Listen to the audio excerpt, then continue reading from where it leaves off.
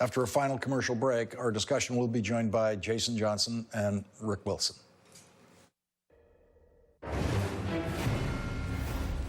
We have breaking news at this hour, a letter from the Department of Justice, from the Attorney General to Chairman Jerry Nadler of the House Judiciary Committee about tomorrow's possible vote on contempt of Congress by the Attorney General.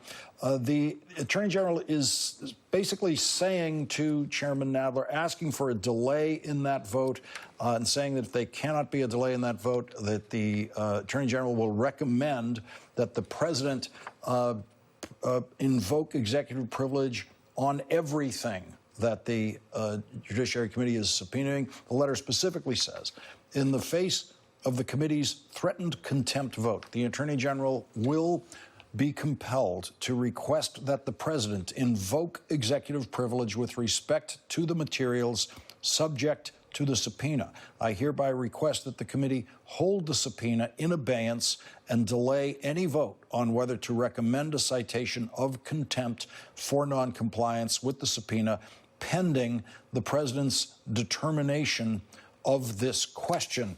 We are joined in our discussion now by Jason Johnson, the politics editor at TheRoot.com and a professor of politics and media at Morgan State University. He's an MSNBC contributor.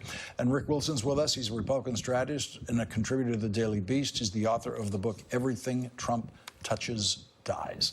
And Jason Johnson, this is a somewhat complex legal tactic by the Attorney General.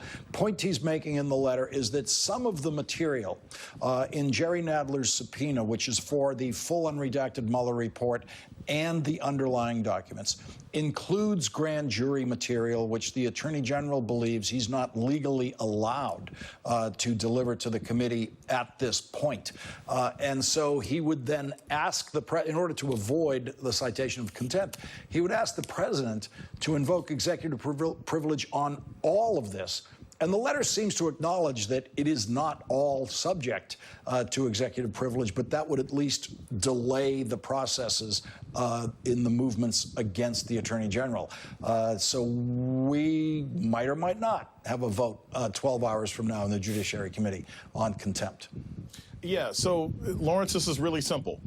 You now have Barr has thrown down the gauntlet. He has thrown down the gauntlet. This is it. The Democrats basically have to decide if they are actually the party of resistance and actually the party of oversight, or if they're simply going to comply with the dictatorial tendencies of this administration. The committee has every right to ask for the Mueller report. They have every right to ask for every part of it. They can keep the parts of it secret that they need to keep secret. But if the report, the full report, cannot be seen by an actual congressional committee, then what was the report to begin with? And the idea that Barr, who has basically worked as the personal attorney for the president, is basically threatening, I will take my ball, your ball, and 5 other people's balls home with me if you guys don't play by my rules, is the clearest sign of all that the Democrats need to stop pussyfooting around and start with impeachment proceedings. And Rick Wilson, one of the things that's striking to me is in this letter is just how much William Barr does not want to be held in contempt. I thought he was the kind of guy who just wasn't going to care what they did tomorrow morning.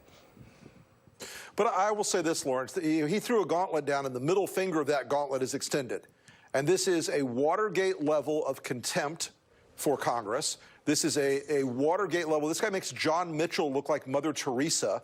This is a man who obviously, you're right, he's nervous about being held in contempt, but he's also basically saying to them, I'll go the full nuclear option if you do this. I'll blow it all up if you do this. And I think this is, as Jason said, this is a direct challenge to the constitutional prerogatives that allow them to look at this material. They got this grand jury material during the entire Lewinsky scandal. They've gotten grand jury material before. They're able to keep these things secret. This is another example of Bill Barr shilling for this president, laying down for this president, and he's willing to burn his reputation down even further, obviously, in order to do that. And if I were on the committee, I wouldn't even schedule anything but the vote. Just roll it right out there. The guy has nothing but contempt and should be therefore held in contempt. Jason, as much as Nancy Pelosi has for over a year now been trying to guide House Democrats away from impeachment for her strategic electoral vision, that she believes that's a better approach to the 2020 election for the House and for the presidency.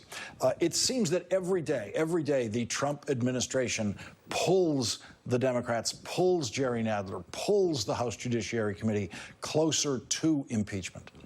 Yeah, they basically have to at this point, Lawrence. I mean, look, last week they were eating fried chicken because they said Trump was a chicken for not showing up. They need to serve peach and mince every single week when they have a congressional committee. Impeachment, that's what they should be talking about right now. And what you're seeing, Lawrence, is that you've got 2020 candidates. You've got Warren, you've got Beto, you've got Castro, you've got even Harris has eventually moved to it. Impeachment is a necessary political tool. And here's the thing. The idea that it's a political concern about 2020, this is America. The members of Congress have been able to sell America on wars that they didn't like. They've been able to sell a black president. You can certainly sell impeachment of a crook. Rick, what's your political reading of impeachment? I think Donald Trump wants impeachment like nothing else on earth. He wants to turn this into a show that ends up in a vote where he will be exonerated in the Senate. There is no chance right now, there is no moment right now where anybody can show me 2/3 in the Senate. I don't even think that you would have every Democrat vote to convict in the Senate. That's why it's a pointless effort.